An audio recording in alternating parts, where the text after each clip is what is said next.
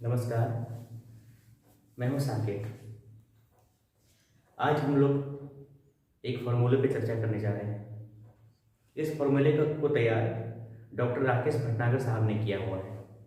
Doctor Rakesh Bhatnagar British parliament से उनको पुरस्कृत किया गया है, उनको अवार्ड प्राप्त है और उनको सर्वश्रेष्ठ शिक्षा शास्त्री का ही पुरस्कार प्राप्त है।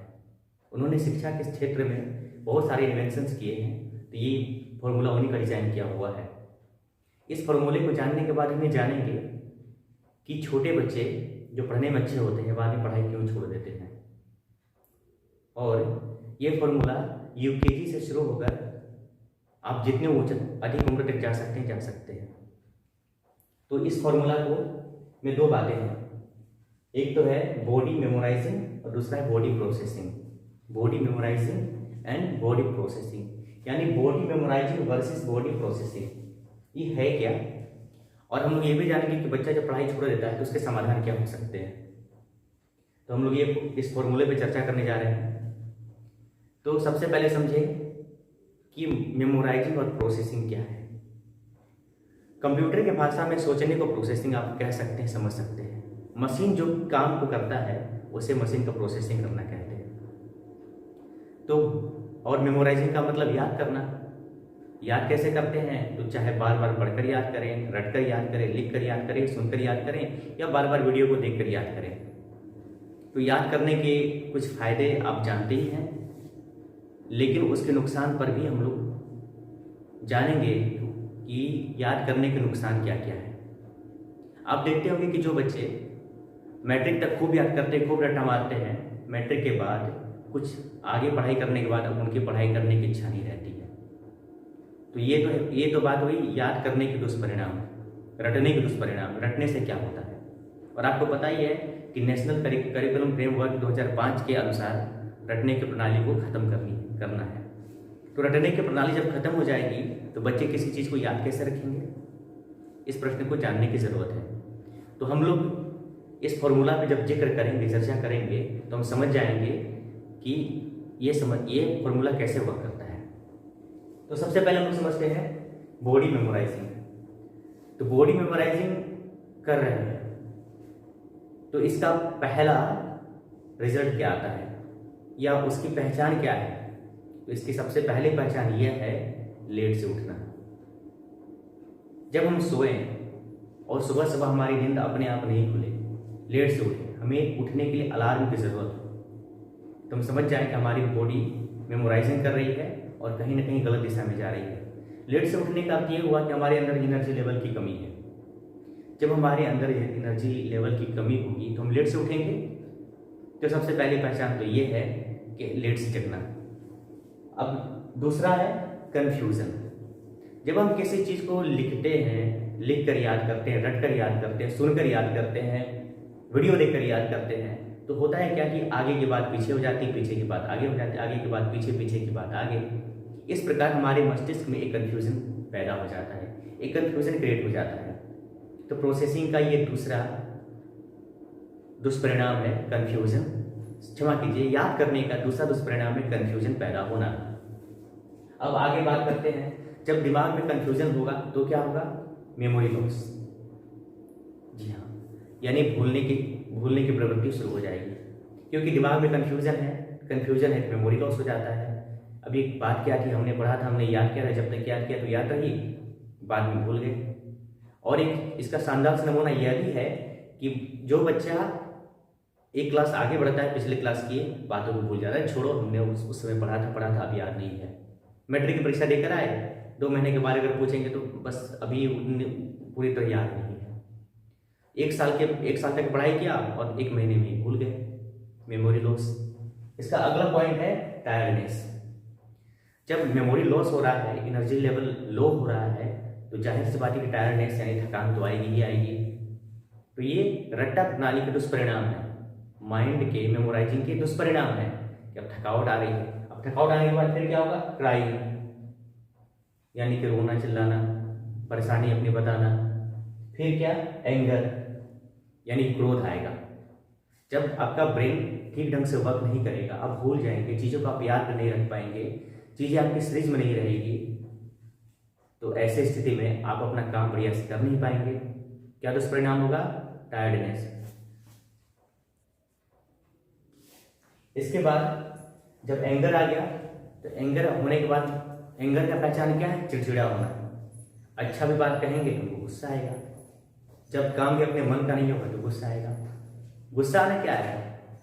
गुस्सा आने का मतलब है हम चाहते हैं कि चीज़ें हमारे अनुसार हो। भला ये संभव है क्या? आपके अनुसार कौन चलेगा? आपके अनुसार कौन काम करेगा? आपके मन में क्या चल रहा है दूसरे भला कैसे समझेंगे? गुस्सा तो तभी आता है, हम चाहते हैं हम जो चाह रहे हैं वो हो क्यों नहीं रहा है। भला ऐसा कैसे संभव है? हम जो चाहते हैं वो दूसरा कर दे, हम जो सोच रहे वही दूसरा सोचे, हम जो बोल रहे वही दूसरा बोले। ऐसा भी नहीं है, कभी कभी लोग हमारे पक्ष में बात करते हैं फिर भी हमें गुस्सा आ जाता है। ये तो है एंगर के दुष्परिणाम। और आपने एंगर पे बहुत सारे पढ़ा होगा, सुना होगा, जाना होगा कि एंगर के दुष्परिणाम क्या है। मैंने तो यहाँ तक सुना था कि एक माँ ने चाकू से अपने बच्चे को मार दिया। माँ बच्चे के लिए सब काट रही थी, बच्चे पढ़ाई में बार बार गलती कर रहा था, माँ को गुस्सा आया और माँ ने अनजाने में चाकू से उसको मार दिया। भला माँ के अपने बच्चे को चाकू से मारना चाहेगी, लेकिन ये गुस्सा ही है जो उसको इस लेवल तक ले आता है। तो हम लोग देख रहे हैं कि ये मेमोराइजिंग के क्या दुष्परिणाम हो रहे हैं। फिर अब बारी आती है जब हम किसी चीज़ को भूल जाएंगे, ठीक से काम नहीं कर पाएंगे, तो हमें एग्जाम से डर लगेगा और फिर यानी डर पैदा होगा। अब हमें डर पैदा हो कि हम समय पर ये काम ना कर पाए तो, समय पर हमारा ये काम ना हो पाया तो, इस समय 5 काम करना, ये काम अगर मिस हो गया तो इस प्रकार हमें अब डर होने लगता है। अब डर होने के बाद फिर क्या होगा? पेन। जाहिर सी बात है कि डर का दुष्परिणाम पेन है। अब हम दर्द में जीने लगते हैं। अब दर्द के बाद एक वक्त ऐसा आ जाता है जब किसी चीज़ के बारे में विचार किया जाए तो मस्तिष्क में अंधेरा सा दिखता है, अर्थात आगे कोई रास्ता नहीं सोचता है। तो अब ये वही स्थिति है जब बच्चा चाहता है कि अब मैं पढ़ाई नहीं करूँगा, अब मुझसे काम होने वाला नहीं है, चाहे वो किसी भी फील्ड में क्यों ना हो। अगर कोई प्रोफेशनल है, किसी डिपार्टमेंट में, किसी मल्टीनेशनल कंपनी में काम कर रहा है और उसके साथ ये सारी समस्याएं हो रही है, एक समय ऐसा आता है वो चाहता है कि अब मैं इस काम को छोड़ दूँ। तो ये तो हो गए इसके दुष्परिणाम। माइंड के मेमोराइजिंग के दुष्परिणाम हो गए। सरकार इस बात को जानती समझती है, शायद यही कारण है कि सरकार अब रट्टा प्रणाली को खत्म करना चाहती है। हर जगह बार बार सुनने वाले कि इस रटने वाले मेथड से दूर हटाया जाए। तो ठीक है, रटने वाले मेथड को तो हमने हटा दिया, लेकिन अब रटने वाले मेथड को तो हमने हटा दिया, लेकिन अब हम इसका विकल्प क्या लाएंगे? इसका विकल्प कुछ तो होना चाहिए कि भाई हमने रटा दी, हमें वो सारी चीज़ें याद रहनी चाहिए। अभी हम रटने वाले विकल्प पर ही बात कर रहे हैं। देखिए, अब हम समझ रहे हैं कि हम कई सारे काम करने हैं, कई सारी चीज़ें याद रखनी है, दिमाग में भीड़ लग गया है।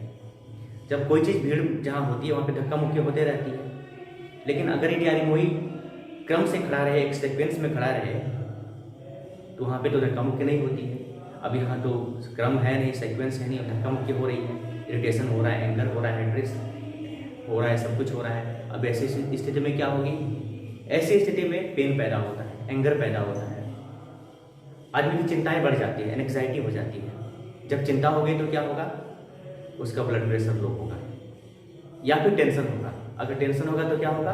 उसका ब्लड प्रेशर हाई होगा। अगर आप चिंता करेंगे तो धड़कन बढ़ जाएगी, ब्लड प्रेशर आपका लो होगा। अगर क्रोध करेंगे तो ब्लड प्रेशर हाई होगा, ब्लड प्रेशर आपका हाई हो जाएगा। अब आप बताइए कि दोनों स्थितियाँ खतरनाक हैं, लेकिन स्थितियाँ ये इस प्रकार धीरे चलती है कि आपको समझ में नहीं आता है कि आप ब्लड प्रेशर के, डायबिटीज़ के, मानसिक तनाव के, मानसिक अवसाद के, स्ट्रेस के आप शिकार हो गए। आपको समझ में नहीं आता है। अब आप डॉक्टर के पास जाकर डॉक्टर दवाई देता है और साथ में बोलता है कि अब आपको ये दवाइयाँ जीवन भर लेनी है, आपका इलाज नहीं होता है। तो ये तो खतरनाक स्थिति वाली बात हो गई। ये प्रोसेस बड़ा स्लो है, लेकिन होता यही है। तो हम लोगों ने अब तक ये सब देख लिया है। अब हम बात करेंगे बॉडी प्रोसेसिंग की, कि बॉडी प्रोसेसिंग क्या है, कैसे है। तो देखिए, ये सब जो हम फार्मूला के बारे में डिस्कस करने जा रहे हैं, तो ये सिर्फ ऊपरी सतह पे बात करने जा रहे हैं। आपको इसके बारे में फुल डिटेल्स, फुल जानकारी जब आप कोर्स को अडॉप्ट कर ले लेते हैं, उस समय आपको इसकी जानकारी मिलेगी। हमें बताने जा रहा हूँ कि इसमें होता क्या क्या है, या जिन भाई बहनों ने इस कोर्स को ले रखा है उन्हें पता हो कि सब क्या करते हैं। तो ये बॉडी प्रोसेसिंग यानी कि प्रोसेस करना, ठीक ढंग से काम करना, हमारे शरीर का ठीक ढंग से काम करना, ये नेचर से मिलता जुलता है, प्रकृति से मिलता जुलता है। ये क्रिएटिव प्रोसेस है। जैसे बॉडी मेमोराइजिंग एक नेगेटिव प्रोसेस है और ये बॉडी प्रोसेसिंग ये क्रिएटिव प्रोसेस है। इसकी आदत डालनी पड़ती है। अब आप कहेंगे कि आदत डालनी है तो बड़ी मेहनत वाली बात है। ये मेहनत वाली बात है। Who will cry when you die में रॉबिन शर्मा कहते हैं कि अगर आप किसी भी काम को लगातार 21 दिन तक करेंगे तो वो काम धीरे धीरे आपकी हैबिट बन जाएगी। जैसे आपने सोच रखा है कि मुझे बोलना है तो मुस्कुराकर बोलना है, आपको 21 दिन तक इस आदत पर काम करना है। आपको 21 दिन तक मुस्कुराने की आदत डालनी है। 22वें दिन से या आप स्वतः ही आप इस काम को करने लगेंगे, तब आपको एफर्ट नहीं होगा। तो शुरू में आपको 21 दिन तक प्रैक्टिस करनी है। जब आप 21 दिनों तक प्रैक्टिस कर लेंगे उसके पश्चात ये आपकी आदत बन जाएगी, फिर तो आप ऐसा करने लगेंगे। अब देखिए, डॉक्टर राकेश भटनागर साहब बहुत सारी चीज़ों को सिखाते हैं और उनका सिखाना पहले दूसरे तीसरे क्लास से शुरू हो जाता है। वो बताते हैं कि हर काम को कैसे आप प्लान्ड वे में एक प्लान करके कीजिए। हर एक चीज़ की प्लानिंग सिखाते हैं। हर एक चीज़ को पेन डाउन करना, नोट डाउन करना, लिखना सिखाते हैं। आप कहेंगे लिखने से क्या फ़ायदा है? मेरा यह व्यक्तिगत अनुभव है कि मनुष्य जो जितने ऊंचाई पर होता है उतना ज़्यादा फाइल रजिस्टर मेंटेन करता है। एक हेडमास्टर के पास कम से कम 72 प्रकार के रजिस्टर्स होते हैं जिनको उनको मेंटेन करना पड़ता है। आप जितने ऊंचाई पर जाएंगे उतना ज़्यादा रजिस्टर मेंटेन करेंगे। रजिस्टर मेंटेन करेंगे यानी दिमाग की बातें रजिस्टर में लिख दिया। जब रजिस्टर में लिखते हैं तो क्या हो जाती है, बातें क्लियर हो जाती है कि हमको ये काम करने हैं। अगर आप लिखते नहीं तो क्या है, आपके माइंड में एक बोझ बना रहता है, एक भार बना रहता है, ये काम करने हैं। अगर आप नहीं लिखते तो क्या होता है, कई बार बिना जरूरी वाले काम को आप कर लेते हैं और जरूरी के काम पड़े रह जाते हैं। आपका तनाव और बढ़ता जाता है। फिर एक समय ऐसा आता है कि एकदम ये काम अभी करना जरूरी है, तब के तब आप करते हैं। इसलिए सर कहते हैं कि हर एक चीज़ों को आप लिखिए। जब आप लिखते हैं तो वो चीज़ें शरीर में आ जाती है कि नहीं ये काम करना है। जब हमारा ये गोल क्लियर हो गया कि हमें ये काम करना है तो बहुत सारे काम जो नहीं करने वो छट जाते हैं। इस प्रकार हमारा टाइम का बचत हो जाता है। सर हमें बहुत सारे आइडियाज़ देते हैं, नोट्स बनवाते हैं। उसके बाद सबसे पहले तो टू डू लिस्ट तैयार करवाते हैं। ये टू डू लिस्ट क्या होता है, ये रोज़ बनाया जाता है। आज मुझे दिन भर में कौन कौन से काम करने, पॉइंट नंबर 1 2 3 4 हमने टू डू लिस्ट बना लिया। जब टू डू लिस्ट बना लेते हैं फिर क्या होता है कि हमारा गोल क्लियर हो कि आज हमें ये सारे काम करने हैं। जब हम ऐसा करते हैं तो हमारा माइंड रिलैक्स में होता है और हमारे काम धीरे धीरे निकलते चले जाते हैं। उसके बाद सर कैश बुक को कैसे मेंटेन करें, डायरी को कैसे मेंटेन करें, अपने टेलीफोनिक कन्वर्सेशन को कैसे मेंटेन करें, उनको कैसे रजिस्टर पर लिखें। उसके बाद वो लाइफ मैनेजमेंट की बात सिखाते हैं, वर्क मैनेजमेंट की बात सिखाते हैं, किचन मैनेजमेंट की बात सिखाते हैं, बजटिंग कैसे करनी है, बजट मैनेजमेंट वो सिखाते हैं, मनी का मैनेजमेंट सिखाते हैं, वेस्टेज मैनेजमेंट, जी हाँ, कि आपके सामान कहाँ कहाँ बर्बाद हो रहे हैं उसको कैसे मैनेज किया जाए। वो हर एक चीज़ पर काम करते हैं। बॉडी प्रोसेस पे काम करवाते हैं, माइंड प्रोसेस पे काम करवाते हैं और इसको कराने में वो बहुत ज़्यादा समय भी नहीं लेते हैं। ये सारे के सारे कोर्स 1 महीने के अंदर ही वो करवा दिया करते हैं। अगर आप कर रहे हैं तो बहुत अच्छी बात है, नहीं तो आप इसको करके भी सीख सकते हैं। आप ये कोर्स लेकर सीख सकते हैं और इसके चार्जेस भी ऐसे हैं कि एक गरीब से गरीब छात्र भी अपने ट्यूशन की फीस से इसको मैनेज कर सकता है। तो अब सर ये सब जो है बेसिक्स ऑफ लाइफ है, जीवन की आधारभूत चीज़ें हैं। लाइफ मैनेजमेंट आपको नहीं सीखना चाहिए, मनी मैनेजमेंट आपको नहीं सीखना चाहिए, किचन मैनेजमेंट नहीं सीखना चाहिए, बजटिंग आपको नहीं आनी चाहिए, डायरी मेंटेन करना आपको नहीं आना चाहिए, बिल्कुल आना चाहिए, लेकिन एक तरीका से करना चाहिए। कहते हैं ना कि जैसी होगी विधि वैसी होगी सिद्धि। आप किसी काम को जितने अच्छी विधि से करेंगे उसकी सफलता के चांसेस उतने श्योर रहेंगे। लेकिन अगर आप किसी काम को ढंग से नहीं करेंगे, प्रॉपर तरीके से और पूरे तरीके से नहीं करेंगे, कहीं ना कहीं कमी रह जाएगी, तो फिर सफलता में संदेह। कहते हैं ना कि एक जहाज बहुत ही मजबूत हो, हवा भी प्रतिकूल हो, धाराएं प्रतिकूल हो, नाविक भी बहुत अच्छा हो, लेकिन उस जहाज में एक मामूली सा छेद हो तो उस जहाज के पार होने में संदेह रहता है, हो सकता है कि पानी में डूब जाए। तो ठीक इसी प्रकार ये सर्किट को पावर हाउस से इलेक्ट्रिसिटी का प्रवाह हो रहा है, घर में भी पूरा कनेक्शन सही है, लेकिन हमारा मोबाइल चार्ज नहीं हो रहा है। इसका मतलब क्या है, हो सकता है कहीं ना कहीं तार में जंग लगा हो, कनेक्शन फॉल्ट हो। तो ये सीरीज को पूरी तरह से करना समझना जरूरी है। तो हम लोग आगे की बात करते हैं बॉडी प्रोसेसिंग की। इसका रिजल्ट क्या है, तो इसका रिजल्ट है क्लैरिटी इन माइंड। आपके माइंड में क्लैरिटी रहेगी, क्योंकि हमने सारी चीज़ों को लिख लिया है। लिखने के बाद चीज़ें सीरीज में आ जाती हैं। जब चीज़ें सीरीज में आ जाती हैं तो समझना है कि ये काम करना है, ये काम करना है। तो इस प्रकार क्या हुआ, क्रिएटिव चीज़ें एक तरफ हो गई और नेगेटिव चीज़ें एक तरफ हो गई। अब नेगेटिव चीज़ को तो आप करेंगे नहीं, आपका ध्यान तो उधर से हट चुका है, आपके आगे लग रहा है कि मुझे ये काम करने हैं। फिर देखिए अब आगे क्या होता है। तो आपका जब क्लैरिटी हो गया तो आपका एनर्जी लेवल हाई हो गया। एनर्जी लेवल हाई क्यों हो गया? पहले आपकी एनर्जी ड्रेन हो जाती थी, बर्बाद हो जाती थी, वेस्ट हो जाती थी, नाली में बह जाती थी। क्यों? नेगेटिव चीज़ों के पीछे, गैर जरूरी चीज़ों के पीछे। लेकिन आज आपकी एनर्जी सेव हो रही है। जब आपकी एनर्जी सेव हो रही है तो आपका एनर्जी लेवल हाई हो रहा है। अब क्या होगा? तो इससे नेचुरलिटी आती है। अब नेचुरलिटी क्या है? यानी नेचर के समीप रहना, नेचर के अकॉर्डिंग चलना, नेचर के अनुसार चलना, प्रकृति के अनुसार चलना। क्या मतलब है? समझते मतलब को। हम लोग अनजाने में ही नेचर के विपरीत चलते हैं। कैसे? जैसे भारत एक गर्म प्रधान देश है, यहाँ गर्मी ज़्यादा पड़ती है और टाई जो है यह ठंडे मुल्क की चीज़ है, लेकिन लोग शौक से टाई बांधते हैं। जहाँ ठंड हो, ठंड का मौसम हो तो आप टाई बांधिए, लेकिन गर्मी के समय में आप टाई बांधते हैं तो ये अननेचुरल हो जाता है, पहली बात। दूसरा एग्जाम्पल हम लोग फूड का लेते हैं। जैसे चीन में लोग चाउमीन खाते हैं, सिंगापुर नूडल्स खाते हैं, नूडल्स खाते हैं। ये सब क्या है? नूडल्स समझिए कि पूरी तरह से पके हुए मैदे का नहीं होता है, इसमें कच्चापन रह जाता है। हम जब इसको खाते हैं तो हमारा डाइजेशन सिस्टम गड़बड़ हो जाता है। हमारा जो जीन है, बाप दादा के जीन है, वह जिन भोजन पे अनुकूलित है, जिन भोजन से अनुकूलित है, अगर यदि उस भोजन को हम ग्रहण करेंगे तो हमारा शरीर अच्छा चलेगा।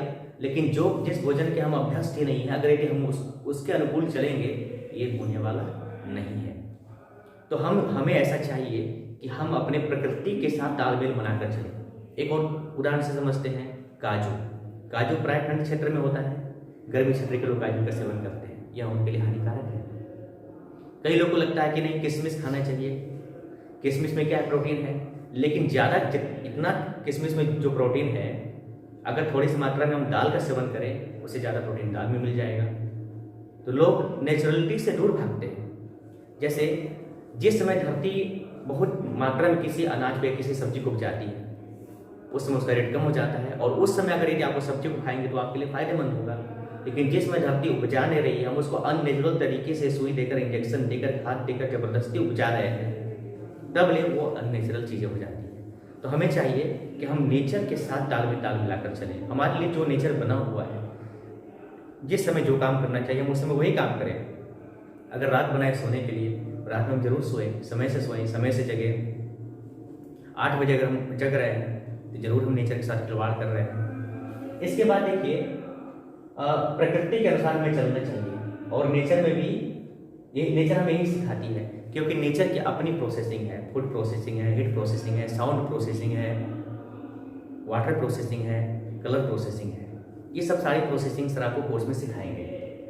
अब अगर हम नेचर के साथ चलेंगे तो क्या होगा? हमारे अंदर एक हैप्पीनेस होगी। अब एनर्जी हमारे साथ है, नेचर हमारे साथ है, हम प्रकृति के साथ ताल मिलाकर चल रहे हैं, तो हमारे अंदर हैप्पीनेस, खुशियाँ जरूर होंगी।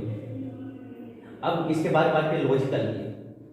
लॉजिकल के अंतर्गत क्या है कि जिस प्रकार ये पृथ्वी की संरचना है, भूगोल की संरचना है, वही संरचना हमारे अंदर भी। जिस प्रकार धरती पर 70% जल और 30% पानी है, और मिट्टी है, 70% जल और 30% मिट्टी, उसी प्रकार हमारे शरीर में भी 70% जल है। अगर ये बैलेंस गड़बड़ हो जाता है, इम्प्योर हो जाता है, अशुद्ध हो जाता है, प्रदूषित हो जाता है, तो हमारे जीवन का तालमेल गड़बड़ हो जाता है। जितना हम प्रकृति से मिलकर रहेंगे उतना ज़्यादा हम स्वस्थ रहेंगे। अब अगर यदि हमने खाने में, पीने में, उठने में, बैठने में, आदत में, चाल चलन में अब कहीं इसमें कुछ गलतियां कर दी, हमारे अंदर अननेचुरल चीज़ें चली गई, अब उनको हम निकालेंगे कैसे? अब उनको निकालने का कोई तरीका होना चाहिए। सर आपको ये भी तरीका अपने कोर्स में बताएंगे। अब जैसे मान लीजिए कि प्रकृति में कुछ अननेचुरल हो रहा है, जैसे मान लीजिए आप जल चक्र को जानते हैं कि कैसे भाप बना, आकाश में गया, बादल बना, धरती पे आया। लेकिन कभी आंधी आ जाती है, तूफान आ जाते हैं, भूकंप आ जाते हैं, ज्वालामुखी निकल जाते हैं, ये अननेचुरल चीज़ें हैं। तो जब उनके साथ कुछ तालमेल, कोऑर्डिनेशन में जब गड़बड़ी होती है तो ऐसा होता है। इस प्रकार हम भी जब अपने शरीर में कुछ गड़बड़ करते हैं तो उसका खामियाजा हमें भी भुगतना पड़ता है। जैसे हमारे शरीर में जल का प्रभाव बढ़ गया, वाटर का प्रभाव बढ़ गया, एयर का प्रभाव बढ़ गया, हीट का प्रभाव बढ़ गया, कुछ भी अननेचुरल चीज़ें गई तो अब उसको निकालना है, तो इसे कहते हैं लॉजिकल। अब गड़बड़ हो गया तो उसको निकालना कैसे, तो उसके लिए हमें फॉर्मूला चाहिए यानी कि एक साइंस चाहिए। साइंस को भी आपको बताया जाएगा। अब इसके बाद बारी आती है एथिकल के अंतर्गत क्या है कि हमको नेचर के सिद्धांत को समझना और उसके अनुसार चलना चाहिए, यही एथिकल हमें सिखाता है। तो उसके अगर यदि हम सिद्धांत को छोड़ेंगे तो नेचर हमें छोड़ देगा। कहते हैं ना कि जल में रहकर मगर से बैर, तो नेचर क्या है, तो नेचर तो हमारा मगर है। अगर हम नेचर के विपरीत चलेंगे तो कभी भी हम सोशल लाइफ जी नहीं पाएंगे। तो हमें चाहिए कि हम नेचर के साथ चलें। अगर यदि हम तरीका से चलेंगे तो ये पानी हमें एनर्जी देगा, ये फूड हमें एनर्जी देगा। आपने देखा हो कि पहाड़ों पर रहने वाले लोग ज़्यादा स्वस्थ रहते हैं, क्यों? वहाँ के पानी की वजह से। वो पानी पत्थरों से टकरा कर आता है, वो मिनरल वाटर होता है, उसके अंदर बहुत सारे खनिज लवण होते हैं। ये जो बोतल में वाटर मिलता है ना, वो प्यूरिफाइड वाटर उसको कह सकते हो, मिनरल वाटर नहीं है। मिनरल वाटर उसके अंदर मिनरल्स होने चाहिए, तब तो उसका नाम मिनरल वाटर होगा। तो वो जो छनकर आता है, सर वाटर प्रोसेसिंग में आपको बताएंगे कि आप कैसे उस अमृत को पी सकें। हमें 70% अल्कलाइन चाहिए, तो अल्कलाइन कहाँ है? हमारे मुंह में बनता है। उसको कैसे लेना है सर आपको बताएंगे। अब हम लोग आगे की बात करते हैं। तो अब बारी आती है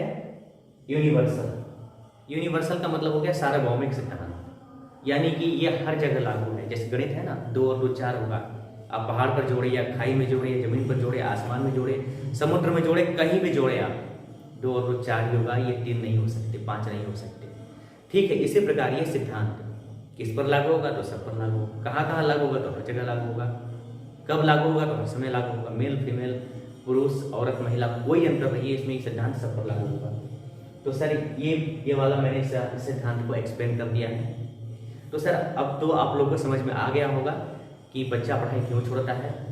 बच्चा पढ़ाई नहीं छोड़े तो उसके लिए हमें क्या क्या प्रोसेसिंग सीखनी होगी, करनी होगी। तो इस प्रकार हमारे सर ने हजारों फॉर्मूले तैयार किए हैं। आप सभी इस कोर्स से जुड़िए, सीखिए। हम आपको उज्जवल भविष्य की कामना करते हैं। जय हिंद। अंत में एक चीज़ और कि इससे हमारा बॉडी हमेशा फ्रेश रहता है, इससे हमारा बॉडी बिल्कुल फ्रेश रहता है। अब आपसे ये कहना चाहते हैं कि अगर यदि आप इस कोर्स से जुड़ना चाहते हैं तो हमारा नंबर है 91 99 89 71 02। इस नंबर पे आपको एक व्हाट्सअप है, इसमें आप अपनी बात को लिखिए, आपको वहाँ से रेस्पॉन्स मिलेगा, फिर आप इस कोर्स से ज्वाइन कर सकते हैं। जय हिंद।